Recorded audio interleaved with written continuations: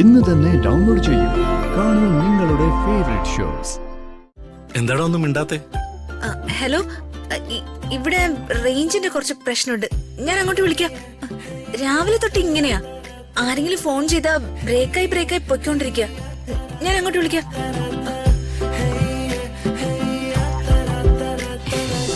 ദൈവമേ, അമ്മയ്ക്ക് എന്തെങ്കിലും പറ്റിക്കാണോ?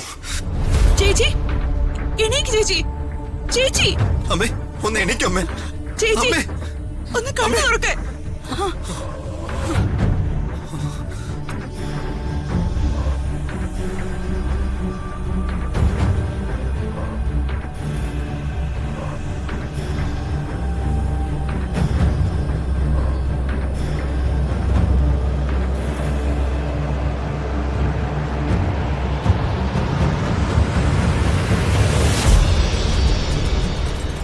ചേച്ചി ഞാനിത് എവിടെയാ?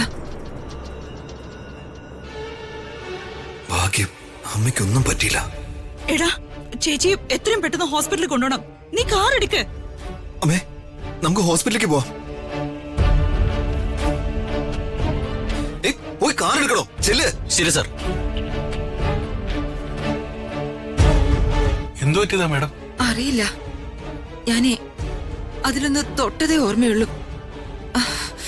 തലയ്ക്ക് ചുറ്റും പൊന്നീച്ച പറക്കുന്ന പോലെ തോന്നി. പിന്നെ ഇപ്പോഴാ എനിക്ക് ബോധം വന്നേ.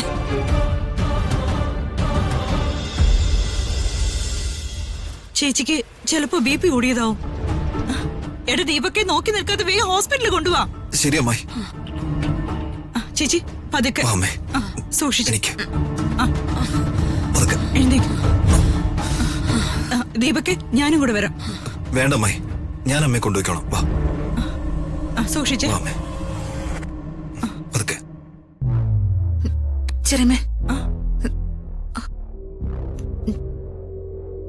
ദീപകിന്റെ മുഖം കണ്ടിട്ടെ എന്തോ കള്ള ലക്ഷണം പോലെ ഉണ്ടല്ലോ. ആണോ? ആണെന്നാ എനിക്ക് തോന്നുന്ന ചെറിയമേ. ഏയ്, അവൻ അമ്മയെന്ന് വെച്ചാ ജീവനാ. അതുകൊണ്ട് ചേച്ചിക്ക് ഉപദ്രവമൊന്നും അവൻ ചെയ്യില്ല. മോളൊരു കാര്യം ചെയ്യ്, രാജുവിന് ഫോൺ ചെയ്ത് ഹോസ്പിറ്റലിൽ ചെല്ലണമെന്ന് പറഞ്ഞേക്കേ. ശരി ചെറിയമേ. ദിവ്യ, ഇവനൊന്ന് പിടിച്ചേ.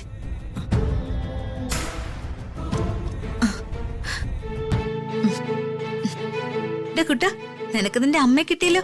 ഇനി കരയാതെ മര്യാദയ്ക്ക് ഉറങ്ങിക്കോണം. ഇല്ലെങ്കിൽ നല്ല അടി കിട്ടും.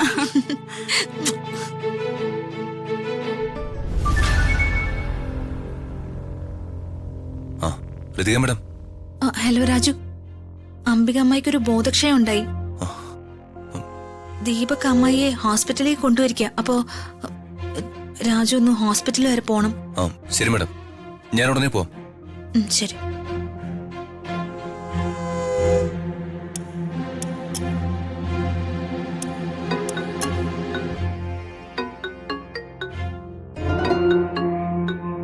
റോഹന്റെ കോളാണല്ലോ. ഈ ചെക്ക എന്തിനാ എന്നെ ഇപ്പൊ വിളിക്കുന്നത്? കോൾ എടുക്കണോ? ഇനിയിപ്പോ എടുക്കാതിരുന്ന വീണ്ടും വിളിച്ചോണ്ടിരിക്കും. കോൾ എടുക്കാം, അതാ നല്ലത്. ഹലോ ഹലോ ഋതികേ. പറയൂ റോഹൻ, എന്താ വിളിച്ചേ? അതെ, അത് നമ്മുടെ കാര്യേ. നമ്മുടെ കാര്യം പറഞ്ഞോ റോഹൻ. എന്താന്ന് വെച്ചാ പറയേ.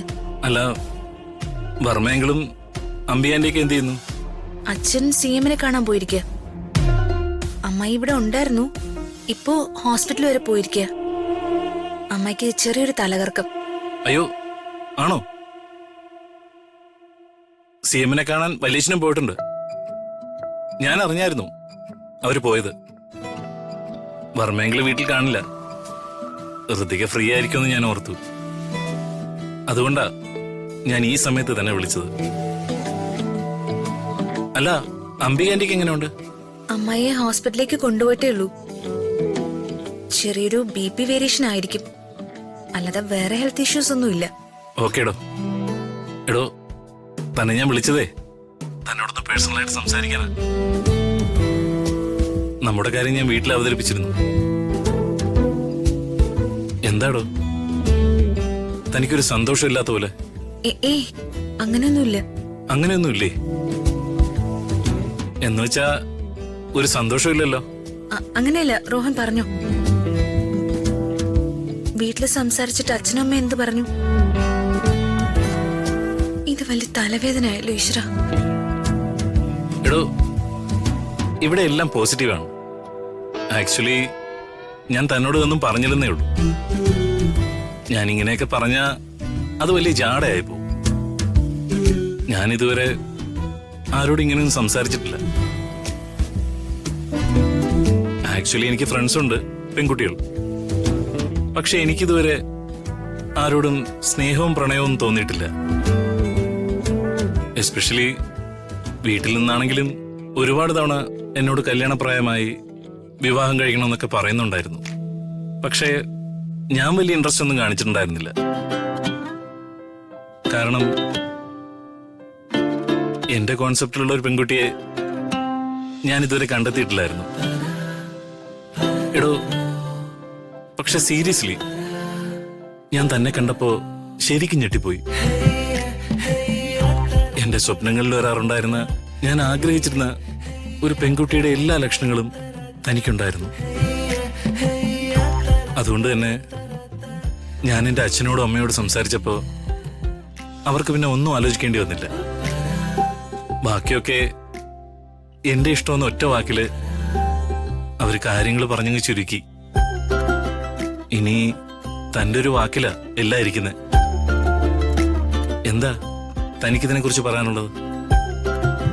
ഹലോ, എന്താടാ ഒന്നും മിണ്ടാത്തെ? ഹലോ, ഇവിടെ റേഞ്ചിന്റെ കുറച്ച് പ്രശ്നമുണ്ട്. ഞാൻ അങ്ങോട്ട് വിളിക്കാം. രാവിലെ തൊട്ട് ഇങ്ങനെയാ. ആരെങ്കിലും ഫോൺ ചെയ്താ ബ്രേക്കായി പൊയ്ക്കൊണ്ടിരിക്കുക. ഞാൻ അങ്ങോട്ട് വിളിക്കാം.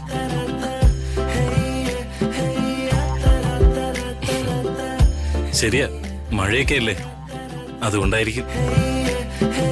എന്തായാലും ഋതിക വിളിക്കട്ടെ, വെയിറ്റ് ചെയ്യാം. ഇവനോട് ഞാൻ ഇനി എന്ത് പറയും? ഇവൻ എന്നെ വിടുന്ന ഒരു ലക്ഷണവും ഇല്ലല്ലോ. ചെറിയമ്മയോട് കാര്യം പറയാം. ചെറിയമ്മേ. ആ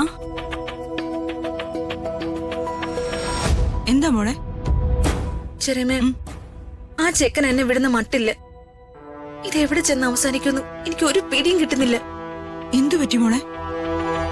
രോഹനാണോ? അതെ ചെറിയമ്മേ, അവൻ എന്നെ വീണ്ടും വിളിച്ചിരുന്നു. അവൻ വീട്ടിൽ അച്ഛനോടും അമ്മയോടൊക്കെ സംസാരിച്ചു. ആ കാര്യത്തിൽ അവനെടുക്കുന്ന തീരുമാനമാണ് ആ വീട്ടിലെ തീരുമാനം. അതുകൊണ്ട് അവർക്ക് എതിർപ്പൊന്നുമില്ല. ഇപ്പൊ എന്നോട് അഭിപ്രായം ചോദിക്കുക. ഞാൻ എന്താ ചെറിയമ്മേ പറയണ്ടേ? മോളെ, നീ രാജുവിനോടൊന്ന് സംസാരിക്കേ. എന്നിട്ട് രോഹനെ ചെന്നൊന്ന് നേരിട്ട് കാണ്. എന്നിട്ട് കാര്യങ്ങളൊക്കെ തുറന്നു പറ. അങ്ങനൊരു സന്ധി സംഭാഷണത്തിന് രാജു തയ്യാറാവുമെന്ന് ചെറിയമ്മയ്ക്ക് തോന്നുന്നുണ്ടോ? രാജുവിനെ ഈ കാര്യത്തില് സപ്പോർട്ട് പിടിക്കാൻ കഴിയില്ല ചെറിയമ്മേ. ഞാൻ തന്നെ ഈ പ്രശ്നം സോൾവ് ചെയ്യുന്നതാ നല്ലത്.